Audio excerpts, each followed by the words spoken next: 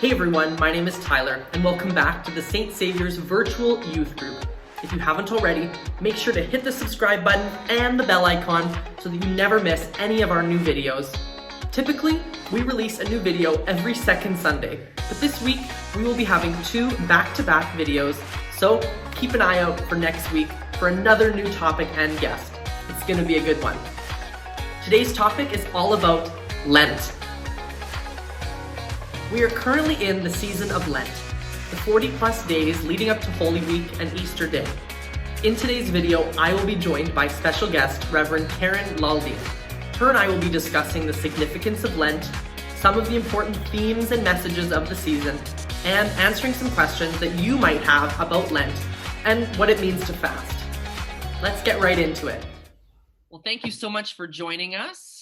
First, I'd like to just start by asking you to introduce yourself to everybody and tell us what you do. Okay, well, I'm Karen Laldin. I'm an Anglican priest, and I'm currently at St. Paul's Anglican Church in Fort Garry, Winnipeg. Yes. And for those of you that don't know, Karen is married to Reverend Edmund, who we've had on here a few times as well. So today we're going to be talking about Lent because we are right in Lent right now. It started, I believe, last week, correct? Mm-hmm. Yes. We've already had the first Sunday of Lent, and so this video will be coming out on the second Sunday of Lent. And so we're going to talk about a few different things about Lent. What is it? The importance, the significance of Lent, and just a few other important things. And yeah, thanks so much for agreeing to talk with me today and share your knowledge of this topic. Oh, my pleasure. So first off, in your own opinion or your own words, what is Lent and what is its significance in the Christian calendar? Okay. Well, Lent is it's a series of days, just over 40, but we don't count the Sundays. So we only count the 40 days of Lent, and they're the days that precede Easter. So they're a lead up or a lead into Holy Week and the celebration of the resurrection at Easter. So Lent itself is generally a time of more reflective time, and certainly it's considered a more penitent time when we're supposed to consider the wrong things that have happened in life and how we can fix it. Very cool. And you said 40 days, not counting the Sundays. So why is Lent 40 days? What is the meaning behind that? That's generally with keeping with the temptations of Jesus. Several of the Gospels tell us that Jesus was driven out into the wilderness where he fasted and prayed and was tempted by the devil for 40 days. Different numbers have different significance in the Bible, and 40 is one of them, because if you go back to the Old Testament in Exodus, you have the Israelites when they fled from Egypt. They wandered in the wilderness for 40 years. So there's certain emphasis placed on certain numbers, and 40 seems to be one of those. And but for us as Christians and in the season of Lent, we take it from Jesus's example of being driven into the wilderness and being there for 40 days, being tempted by the devil, but also struggling with what he's called to do, I would think, and where it is God's calling him to go. And why would you say it's so important that we kind of remember to celebrate, or not celebrate, but to remember Lent and, acknowledge Lent every year? But on Ash Wednesday, which marks the first day of Lent, the service tells us that we're supposed to fast, give alms, and do various, be penitent and reflect. So it's a spiritual time, so that when we look at our lives, we can ask ourselves, what would I like to change? We can ask ourselves, what would I like to improve?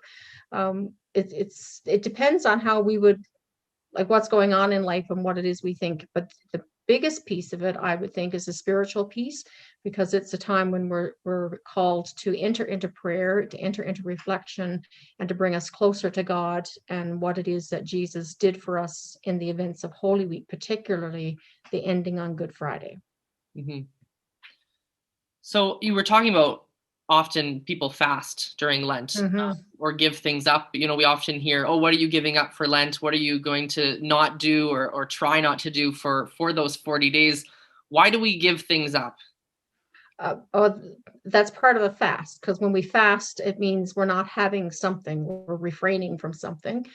Some people choose to give up a food item that they particularly like. Others decide they're going to give up a habit.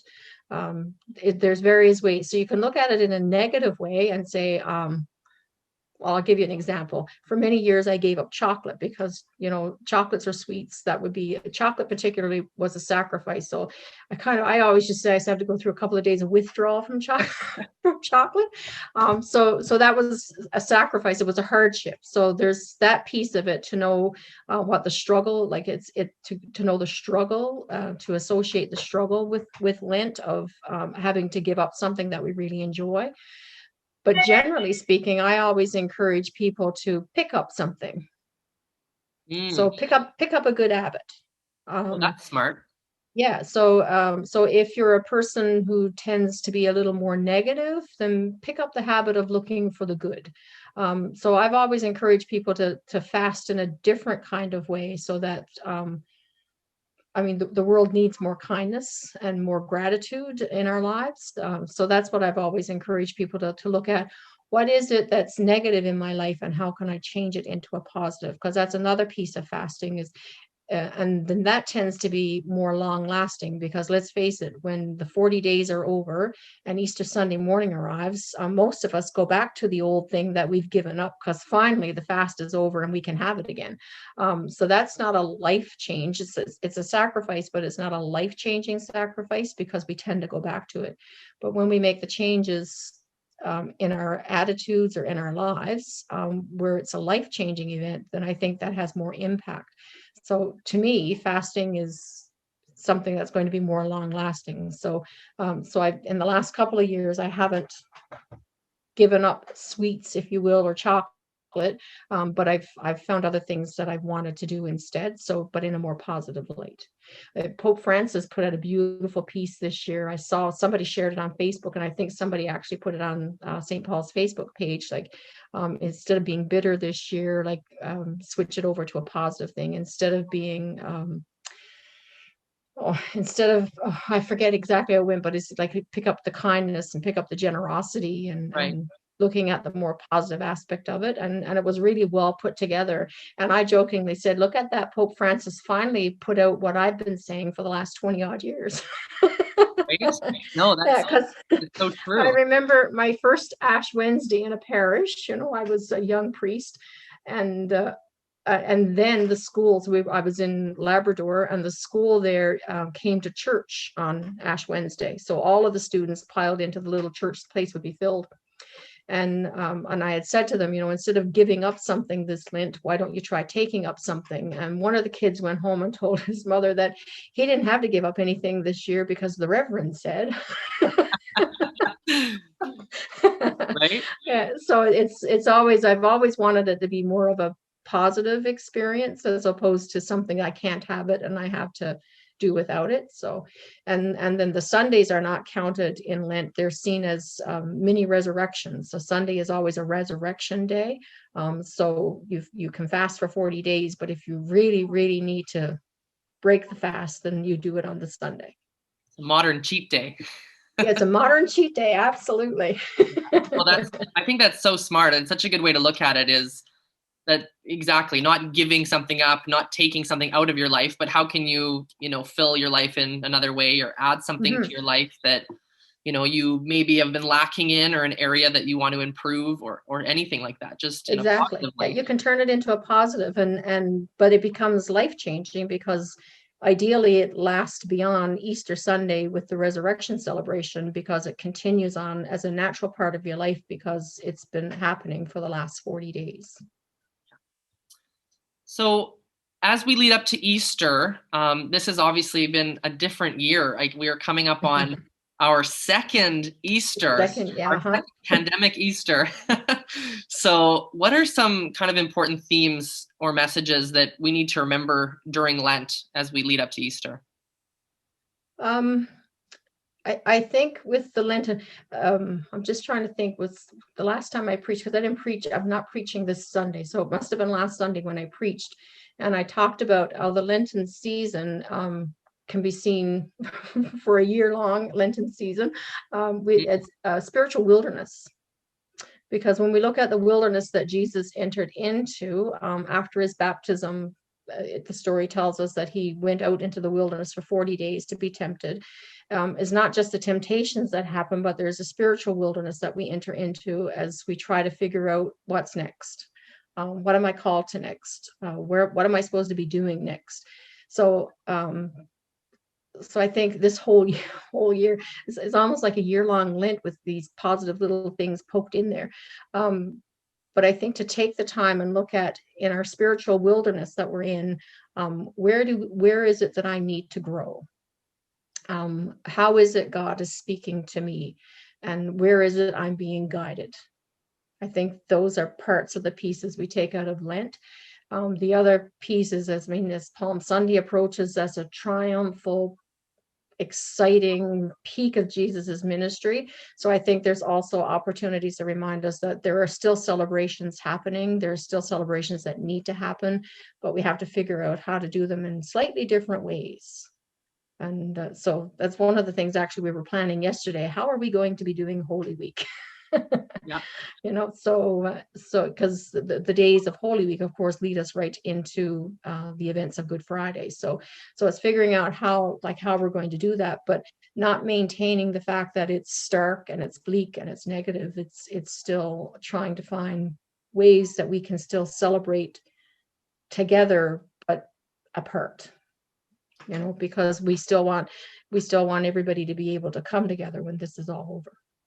Yeah, and I think at least return. Yeah, I think you said it right with this being a year-long Lent, right? We've been in a way forced to fast and give up so many things that we are used to, and so many pleasures and joys that we normally get to enjoy together. But it has been pretty cool. I think you could probably talk on this too, to see the positive things that people have done, the positive things that people have tried to add to their life in this tough time as well. Mm-hmm. Yeah, people have been really creative. Zoom is a well-used forum. There's no two ways about that. And although we're sitting in our own homes, we can still sit together and do things. Like I just came off of another Zoom meeting, which I started this Lent, and it's a stitch along. I'm going to call it a stitch along. It started off as a knit along. Yeah. And I had picked a pattern, and two of us are continuing with the pattern. It's not as easy as it seemed.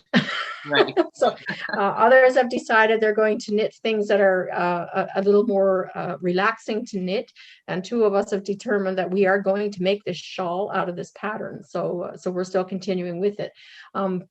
And initially, when I started this one, I was thinking, well, we'll have some prayer time. It's going to be a labyrinth shawl. So we'll look at, how we enter into a labyrinth and how that spiritual experience happens as you go through the labyrinth, and you center yourself and you reach the center, and what happens along the way. None of that has happened. It's turned into a lovely gathering of, a half a dozen people, and they sit and they chat about life. And that's what they need. That's what's needed in this group at this moment in time. So that's what we do. So I let them guide me as to what it was they needed, despite everything that I have prepared and planned. That's all sitting on the back burner. It can be done another time. But for now, this is what's needed, is that social connection.